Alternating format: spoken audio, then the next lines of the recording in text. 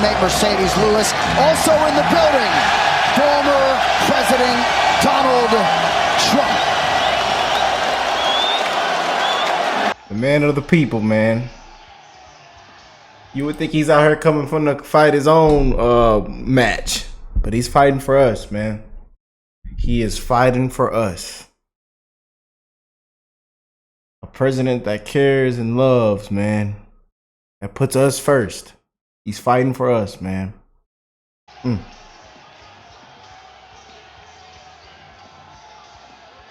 President Trump, y'all. President Trump, you're the man, bro. It is a damn travesty what they're doing to you. I'll be donating to you, my man. Let's get it done. Let's get it done. Congratulations, sir. Sean! Oh, man. Shout out to them beautiful patriots. My brothers and sisters, beautiful people around the world. I hope everybody is blessed, well, healthy, and that nothing but the best is going on in all you beautiful people's life, man. Hey, hope y'all been spreading that love, man. We are living in some dark times. I keep telling y'all that. Spread that love, man. Be a blessing. Look out for one another. Lift people up if you get a chance, man. You never know what somebody's going through, especially in today's time, y'all. But you see the title of the video. This is going to be a really, really good show. And shout out to my brother. Link will be in the description box down below. Make sure y'all go check him out. And I can't wait to get into this, you guys. Let's jump straight in. My honor. But that said, Trump is here, man. Come on now. We got a convicted felon. Let's put on a show for this man. Technically, are you one as well? Are you a convicted felon? No, I pled to 2 misdemeanors, sir. Oh, okay. I could still own a gun and vote, and apparently run for president. Was it cool to perform in front of Trump? Oh, yeah, dude. Trump is a man, you guys. I think we're all Trumpsters here besides the fucking Canadian. Yeah, no, yeah, for sure. As long as I'm Trudeau. Yeah, no, man. Seeing everything that took place yesterday was amazing, you guys. Amazing, man. The crowd was going, man. Did y'all? I put some in the beginning of the video, but man, the crowd. I mean, the way he came out, man, it was just the energy, the love. It was there, you guys. Boy, it was there, man. You know, and this is after the conviction, y'all. You know,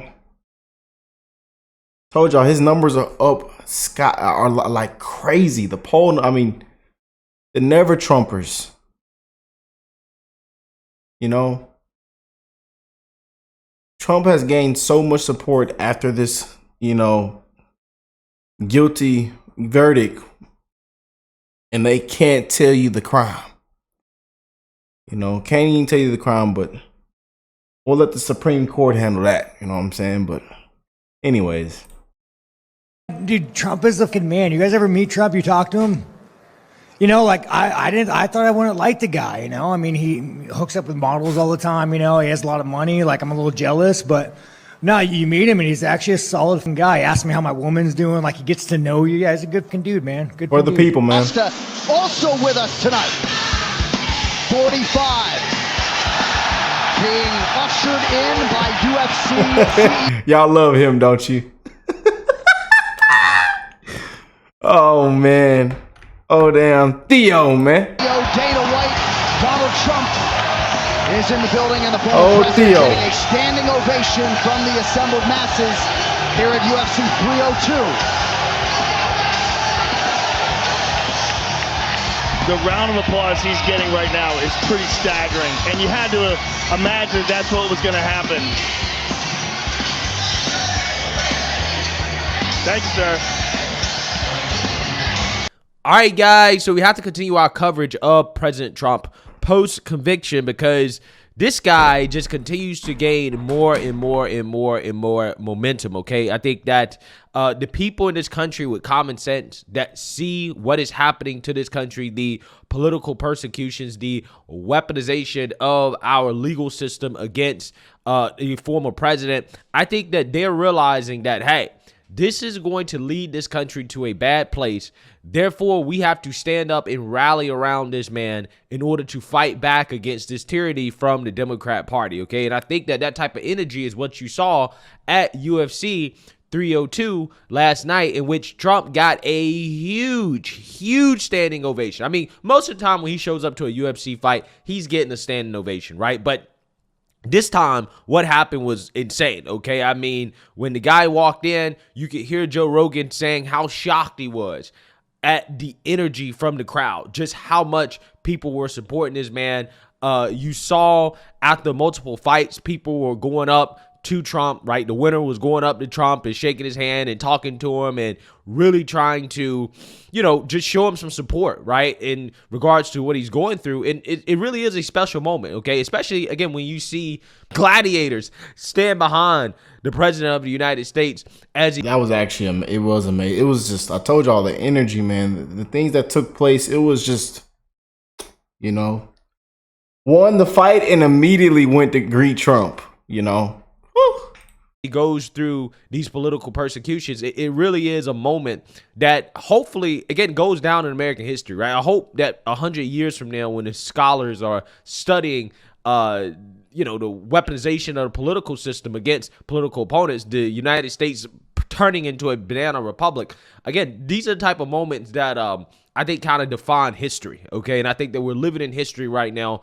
And hopefully, this story is concluded with a great American comeback, which it seems as if this is what Trump is currently orchestrating, okay? Because again, the momentum is growing. This might be a little inside information, but as I was leaving my house about 37 seconds ago, I asked my wife, what are we up to now? And she said, just in terms of small dollar, we're well over $70 million. This is $21 donations, $43 donations, right? Small dollar donations. If you add the large dollar donations to it, you're over $200 million. But you're over $70 million. And by the way, Maria, 30% of those people have never been seen before by a political party, right? I mean, these are Americans who are pissed off.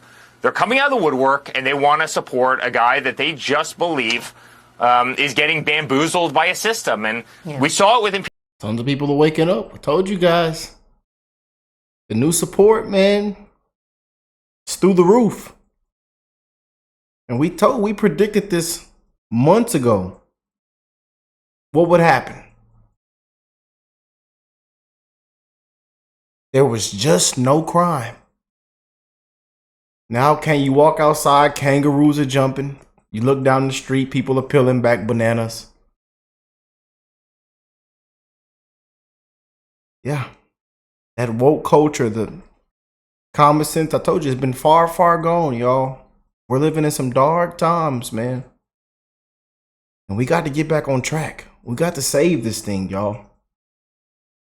Impeachment 1, we saw it with impeachment 2. We see it where they weaponize every liberal DA and AG across the country with one intent, to take him down, to slander him, to ruin his reputation, to try and divide his family, to try and bankrupt him, to throw him in jail, to do whatever the hell they can do.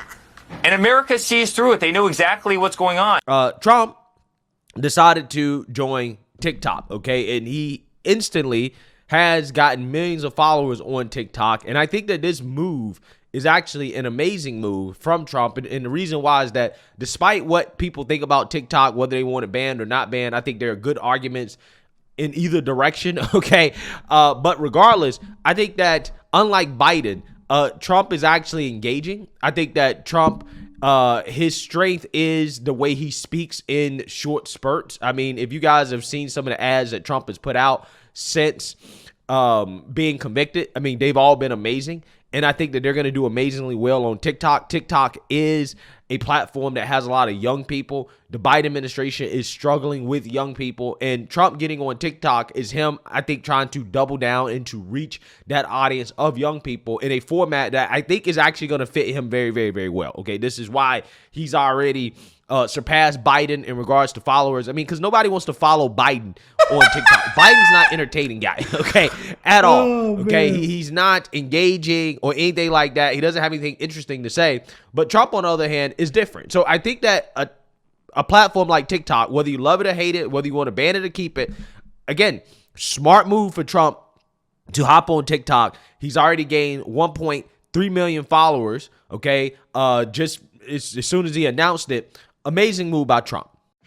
This was done by the Biden administration in order to wound or hurt an opponent, a political opponent.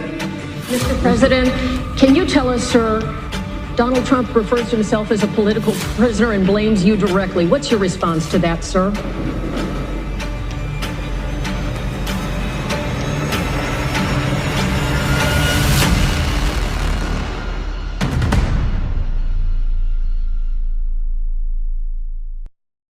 Yeah, those ads are going to do amazing on TikTok, okay? I think that the Trump campaign is going to take advantage of probably the hundreds of millions of dollars that he'll ultimately raise as a result of this conviction. And now we have to follow up because Trump is now doing interviews on Fox News in which he's going to speak about the trial and his conviction. So without further ado, let's get into it. But I'm not allowed to talk. I'm gagged.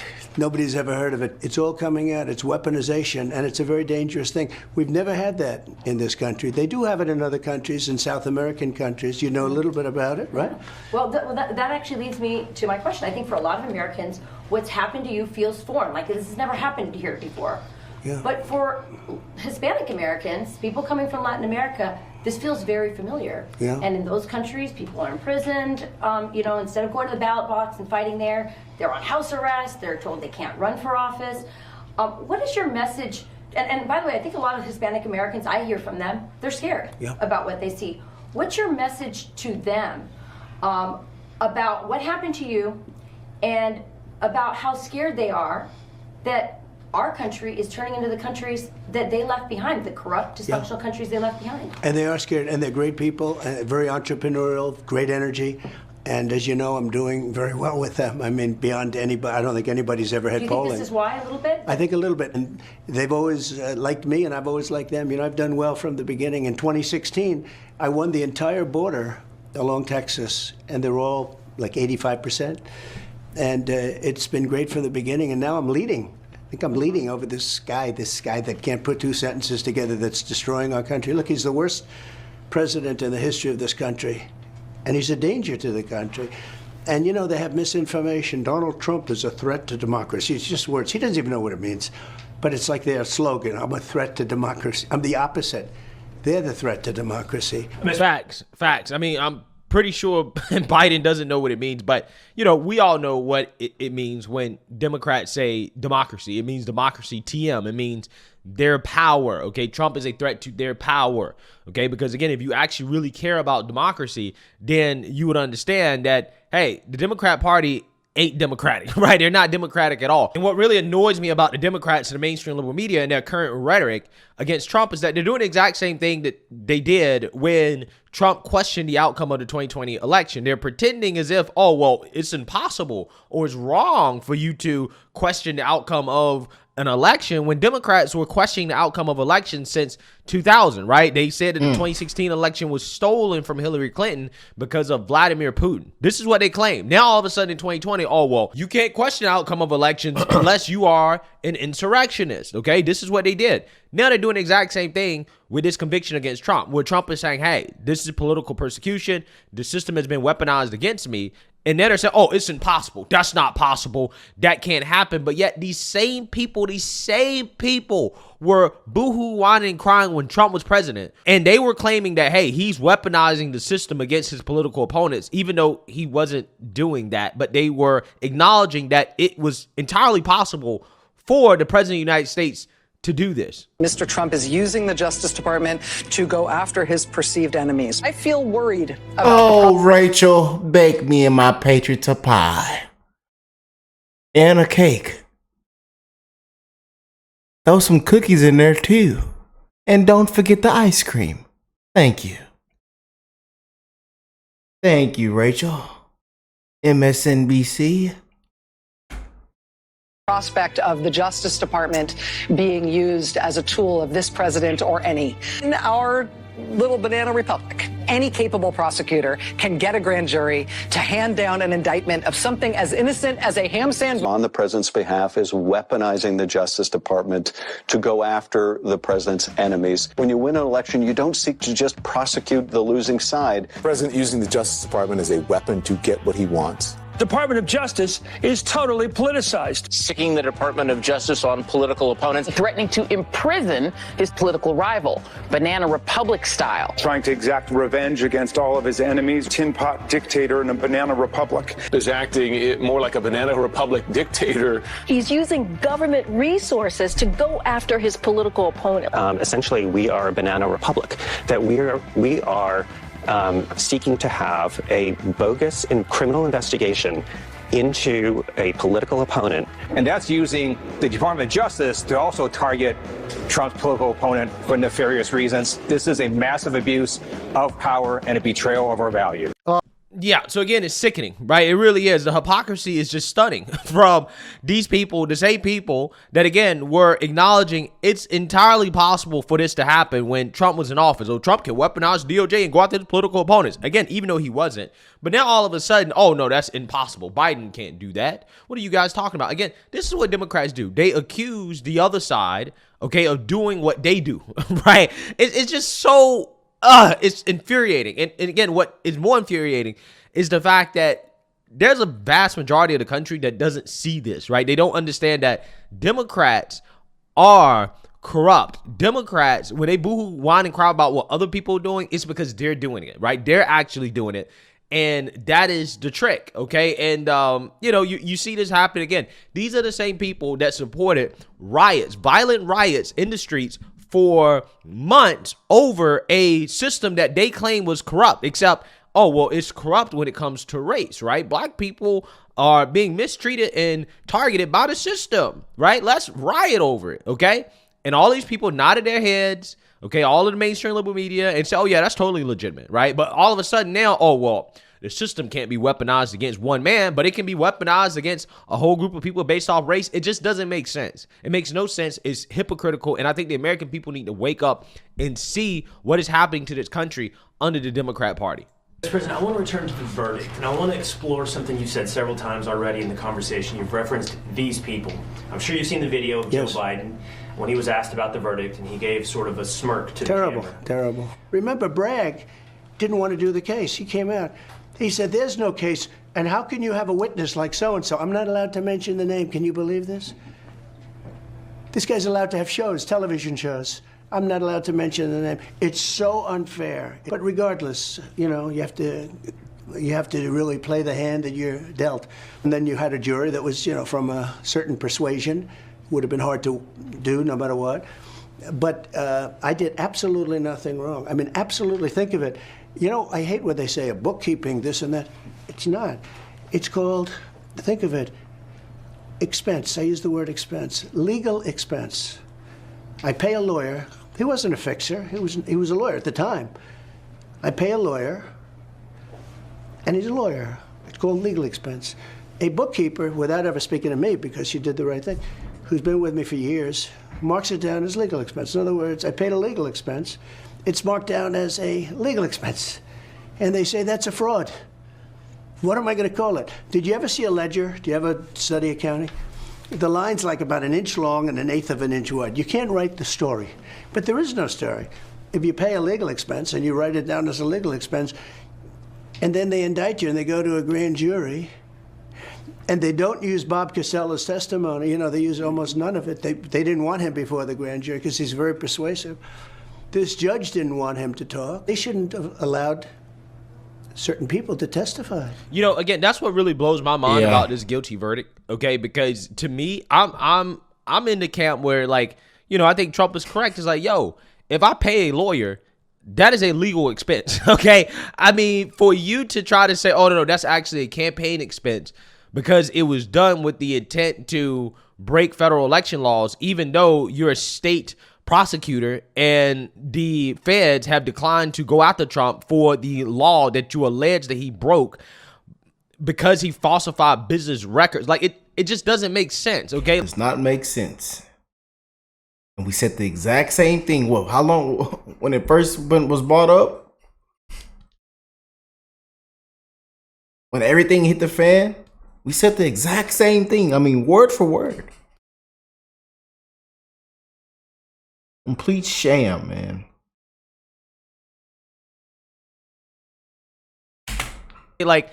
To me, it really blows my mind how a jury can sit there and to listen to this story and say, oh yeah, beyond a reasonable doubt, this man is guilty. I'm not even sure that you could get him on a misdemeanor of falsified business records, because if you pay a lawyer to perform legal activities for you, then that's a legal expense, right? I mean, I'm just saying, That's what it is, okay? And that's the way he marked it. So to say that he falsified business records, I think is a stretch. And then I think it's even more of a stretch to say, well, he falsified them with the intent, which would have to, be something where it's like, okay, I can read this guy's mind. I know what he's thinking. He did it with the intent to affect the outcome of the election, which would violate federal election laws. But again, as a state prosecutor, it's not up to you to decide whether or not he violated federal election laws. Just because you think that doesn't mean he did it. Again, the DOJ declined to even go after Trump for that because there's no case there, right? There's no case. But, Alvin Bragg created a case, and it's just crazy to me how people can't see through this, right? Every American in this country, whether you're left or right, progressive, or, conservative, whatever, everybody should be able to see this. This is insane. It's insanity, right? It's insanity. It was totally wrong that they did that. So everyone tells me this is the easiest case they've ever seen to overturn, but they don't care because they want to last till after the election. Now, the only problem they have is that so far my poll numbers have gone up. You explain this to me because I don't. Pete maybe can explain it. Maybe Will. I don't know. Maybe Will can. They're smart in Texas, right? But the poll numbers have gone up substantially. I don't know if that's going to remain that way. Yeah, I mean, I don't either, right? I'm hoping that it doesn't remain that way in a positive way in the sense that I hope his numbers go up. I don't think we're really going to know for a few weeks. Again, they're already coming out with snapshot polls. I wouldn't take anything away from the polls as of right now. I would wait probably 2 or 3 weeks for it really to bake in, for it really to settle, for the message to get out there, for the arguments to be made before really coming to a conclusion about the effect of his conviction on his poll numbers and his chances of winning. But what I do know is that Trump is making all the right moves, including going to TikTok. I think that's a good move. I think continuing to campaign by going to these UFC fights and these events, continuing to do what he's doing more interviews, getting more eyes on him, keeping the focus on him, I think is a great thing. And I'm just hoping that the message resonates. I hope that people can see through the hypocrisy of the Democrats and the fact that this is clearly and obviously a sham against the president because they don't want him to become the leader of this country again. That is what it is, okay? I really do believe that this is something that should be easy for people to see. And if you don't see it, you're just willingly turning a blind eye to it because you just hate this guy, right? If you don't see the political persecution that's happening to this man, that this is not fair at all, you just hate Trump, right? There's no other explanation for it, okay? Because even people that don't like Trump have come out and said, I'm not cool with this. This is a stretch, right? They are really weaponizing the system in ways that are scary and that really make individuals think about the future of this country if this is something that becomes normal, which it will become normal because Democrats have now realized that, hey, we can get away with it, right? We got the whole mainstream liberal media on our side. We got the establishment on our side. We can get away with this, okay? And the only way to make sure that they can't is to make sure that President Trump is back in office. That's the only way to stop it. Otherwise, again, it's over, right? I mean, that's just what it is. So simple as that, man. Simple as that, y'all. Couldn't have said it better. But hey, we're living in dark times, you guys. Dark times. And I encourage y'all to spread the love, man. People are struggling at an all-time high. Suicide rates, depression, anxiety, PTSD, all-time high, man. In 2024, you guys. 2024. It's been already an eventful year. And I told y'all these next 5 months before we get to November, it's finna get even more wilder, more crazier, more eye-opening. So be ready, y'all. Be ready, and we riding with the check engine light on. You know what I'm saying? We ride, man. And I'm ready to crack open a cold one in November, man. We got to save this thing. We got to get back on track, man. We are living in some dark times, y'all. I love you guys, and I'm not only wishing the best for you, but I'm wishing the best for your family. Your kids, grandkids, man. Future, next generation. We are living in history right now, you guys. We are. And America isn't America anymore. Sadly. I love y'all, man. God bless you all and your family, and I will catch y'all in the next one. Peace and love.